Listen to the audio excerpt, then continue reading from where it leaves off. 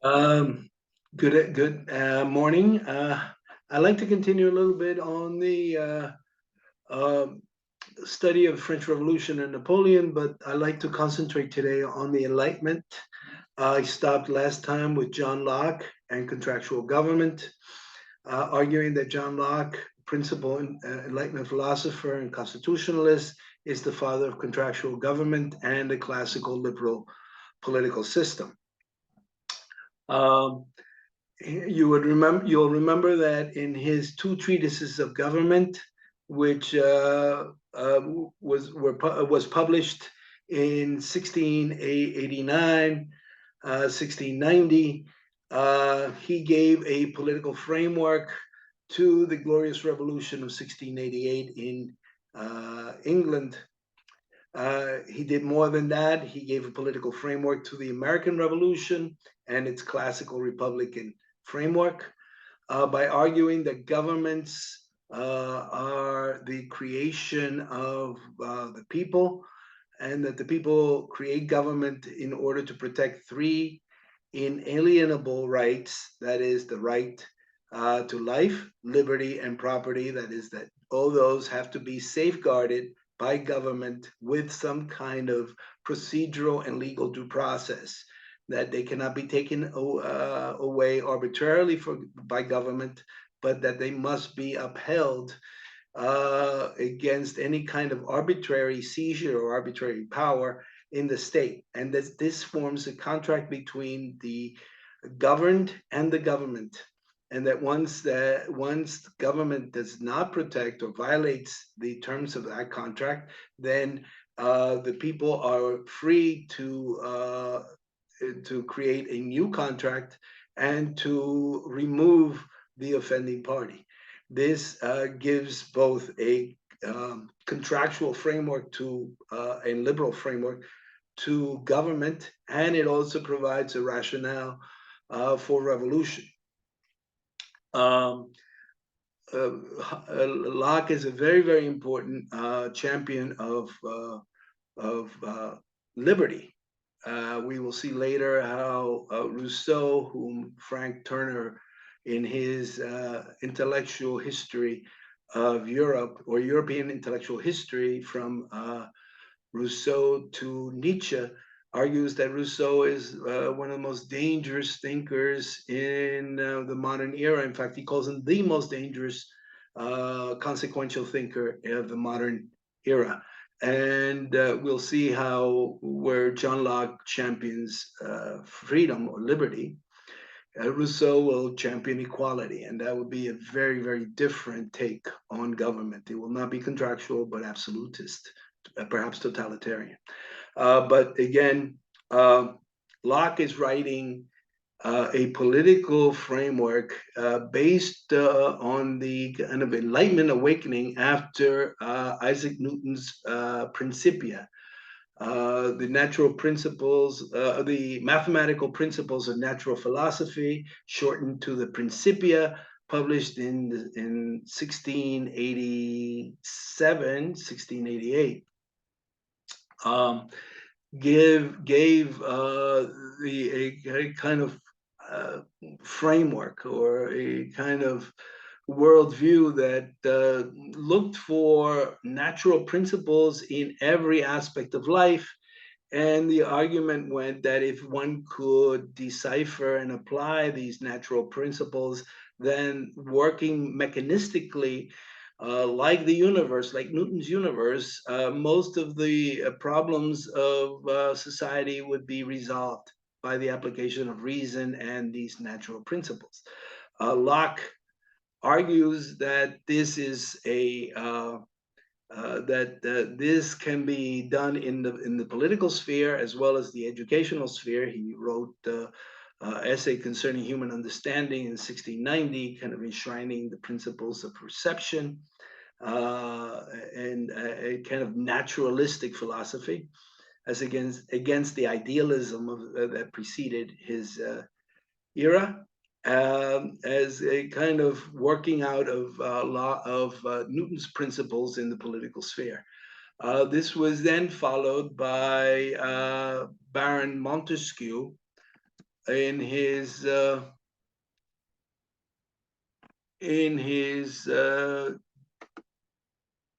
general philosophy of politics. Let me see if I can get this to, there we go. Montesquieu and the Spirit of the Laws. Baron Montesquieu was a French aristocrat who favored the reduction of monarchic power in favor of balanced government to be achieved by a separation of powers into branches. Montesquieu represented the kind of aristocratic reaction to the centralized state that I talked about last time. And in his book, which was published in 1748, The Spirit of the Laws, Montesquieu argued that government should be divided into mutually limiting branches of government. He argued into an executive and legislative judicial branch, limiting the authority of each, making each independent, but at the same time necessary and complementary to the functioning of government. Again, Montesquieu represents that aristocratic reaction to a centralized absolutism of Louis XIV and Louis XV. And then we come up with a kind of the gadfly of the Enlightenment, François-Marie Arouet, born in 1694. His pen name is by far much more famous than his birth name, and it is Voltaire. And he criticized absolutism and religion using satire and sarcasm in equal parts to ridicule religious beliefs and church ritual, and as well as the absolutist state. He was a friend to Frederick II of Prussia and Catherine II of Russia. This is Prussia and Russia. We can't get them mixed up. Prussia is a German state that will eventually lead to the unification of Germany into one single nation, and Russia, of course, being Russia. These two individuals styled themselves as enlightened despots, not as Louis XIV had stated, I am the state, but as Frederick II noted that he was the first servant of the state. They both were, to some extent, famous for rationalizing the administration of the Prussian and the Russian state. A rationalization and a centralization took place under their rule. Certainly under Frederick, as he built up a military establishment that was able to help Prussia establish itself as a major European power in the wars of the 18th century. Catherine II, less so. Her centralization was not as clear, not as defined. She gave the aristocracy in Russia a great many rights, although she held sway as a Russian autocrat. But both of these were friends of Voltaire, and Voltaire supporting this new type of monarchy, the enlightened despotism, that is rulers that would apply rational, natural principles to the governance of a state.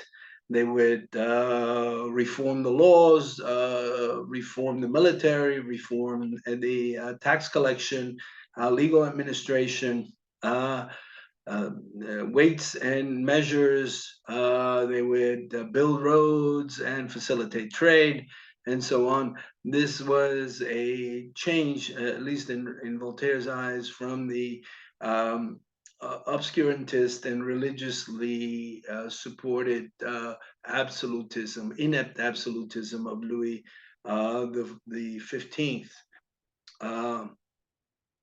It landed Voltaire in prison quite often, and he had to seek refuge with his friends elsewhere.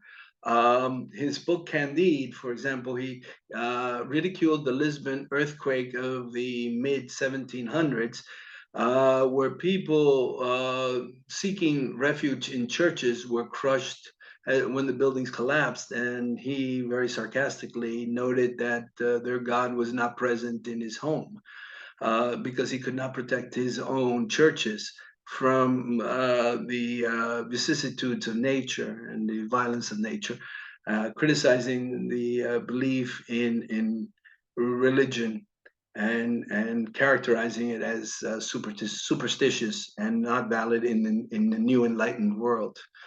Uh, as you can see, Voltaire wrote this. Christianity is assuredly the most ridiculous and most absurd, the most bloody religion which has ever infected this world. A harsh comment. Your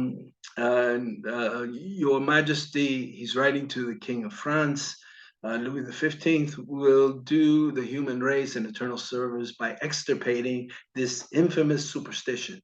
I do not say among the rabble, who are not worthy of being enlightened, and who are apt for every yoke. That is, they're slaves anyway. I say among honest people, among men who think, among those who wish to think. My only regret in dying is that I cannot aid you in this noble enterprise, in the finest and most respectable which human mind can point out. He was probably writing this to Louis XVI, the king that would be enmeshed and executed during the French Revolution. But you can get a sense of Voltaire's attack on religion from this. So we're moving to a more radical element in those forces that would eventually arise in the revolution. From Locke's constitutional contractual system, which did not reject religion, although it sided with a deist view of the universe, a mechanistic view of the universe, to Voltaire, who viciously attacks Catholicism and Christianity as an outdated superstition. It would be an element of radicalization in the revolutionary process. Immanuel Kant is famous for a 1786 essay, What is Enlightenment? And his argument is, again, one that argues for individual enlightenment, that is, think for yourself, sapere aude, dare to know, have the courage to use your own understanding against, and he pointed out against organized religion. That was the key to his call for enlightenment and call for those for people to think for themselves.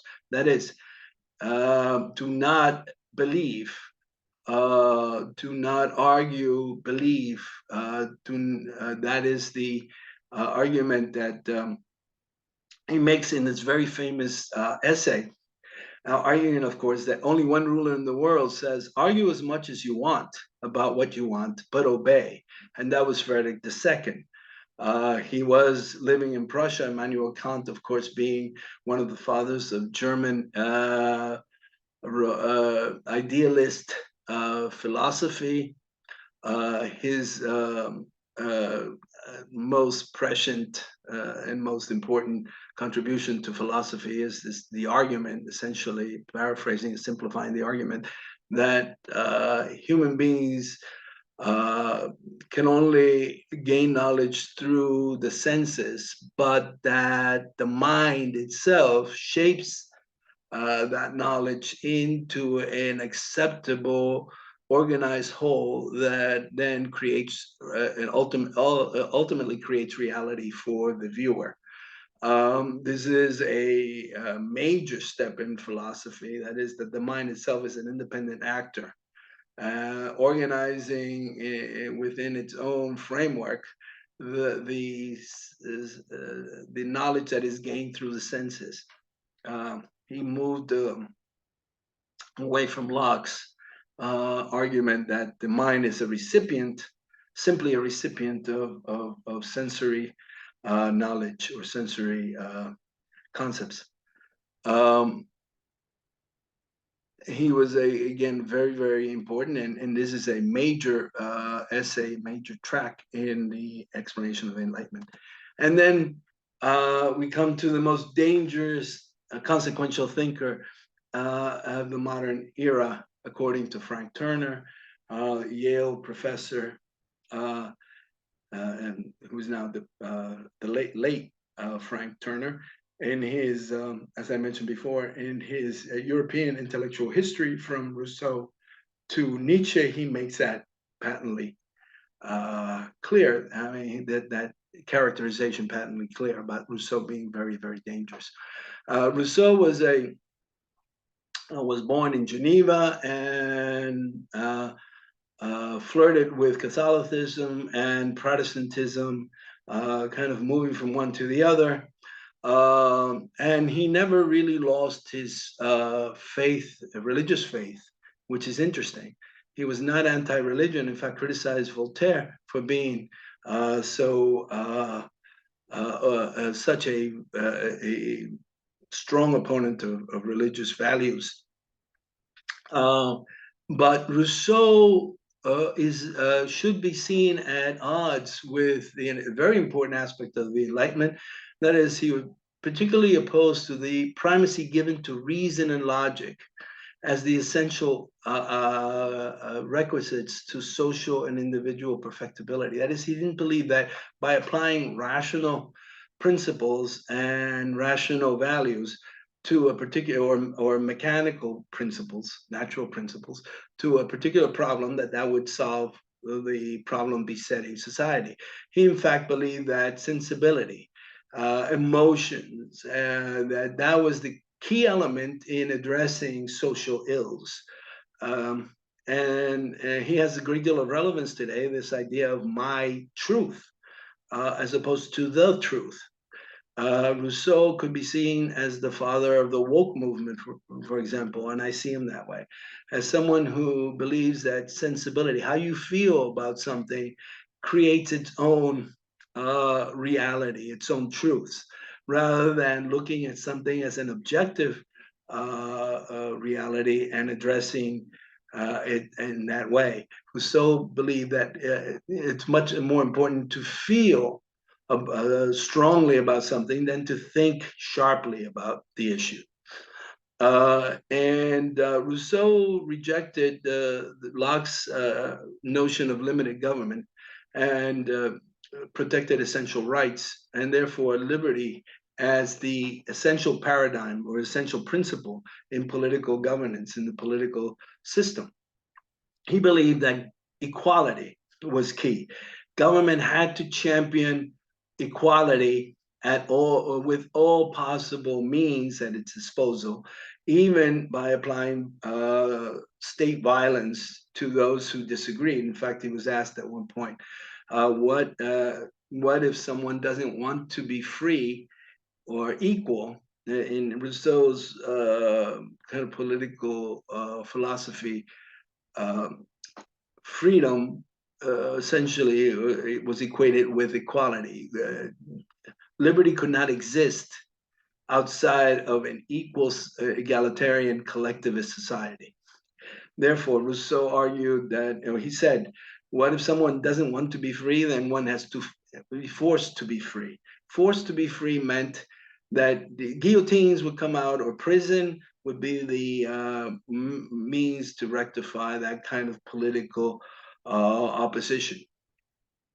And Rousseau's arguments are enshrined in his 1762 work, The Social Contract. He basically argued that everyone should voluntarily give up all rights to the state so that the state could guarantee an egalitarian society. That no one individual should retain liberties that had to be upheld or recognized by the state, because the state was the key institution in establishing and guaranteeing social equality.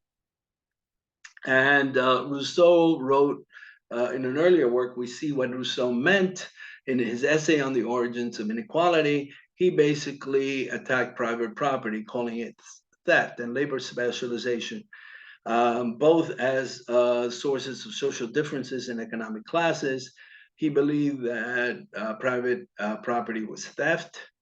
And ultimately, although that was not fully worked out, that by his followers, that economic inequality bred social inequalities, and therefore these had to be extirpated from society, and that there could not be any limitation to the public participation in the political process within the context of this totalitarian state. And Rousseau's arguments resonated quite strongly with the groups that led the radical phase of the French Revolution from 1792 to 1794. Robespierre, the Committee of Public Safety, and the revolutionary tribunals that would follow were clearly indebted to the ideas of Rousseau, this idea that one had to create a absolutely powerful state to guarantee equality, and therefore guarantee what Rousseau considered the only form of political freedom. You can see some of this, some of the comments that Rousseau made. Man is born free, and everywhere he's in change. One thinks himself the masters of others, yet remains a greater slave than they. How did this change come about? I do not know. What can I make it legitimate? That is a question that I can answer.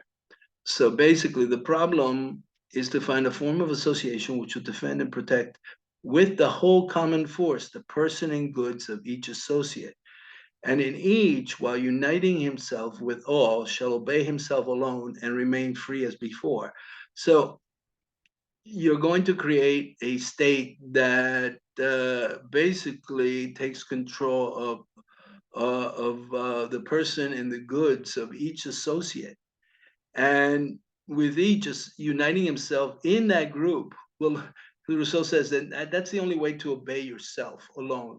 By creating an omnipresent, omnipowerful state, you are really obeying yourself. You are not acting in any subservient way, and therefore you remain as free as before. The total alienation of each associate, together with all his rights to the whole community, in the first place, as each gives himself absolutely, the conditions are the same for all. And this being so, no one has any interest in making them burdensome to others. He's arguing for a leveling of the state, a collectivist leveling of society, so that everyone is equal. I would say equal in poverty, or equal in oppression, and therefore, I guess that is some form of equality. It's not an equality that one would wish for, but nonetheless, it is equality in itself. These are the major philosophers in the context of the French Revolution, and each would have a major role at different phases of the Revolution and Napoleonic period. The 1789 to 1792 phase, which is the moderate phase, would be greatly indebted to the ideas of John Locke, with some elements of Voltaire's anti-religious radicalization. And the second phase, 1792 to 1794, constituting the radical phase, would be greatly indebted to this collectivist, leveling, autocratic, one could argue, totalitarian ideology of Jean-Jacques Rousseau. And they would vie for political power throughout the revolutionary period. I'm going to leave it there. I hope that you've enjoyed this video, and if you have, please give it a like, make comments, and subscribe. Thank you very much. for listening.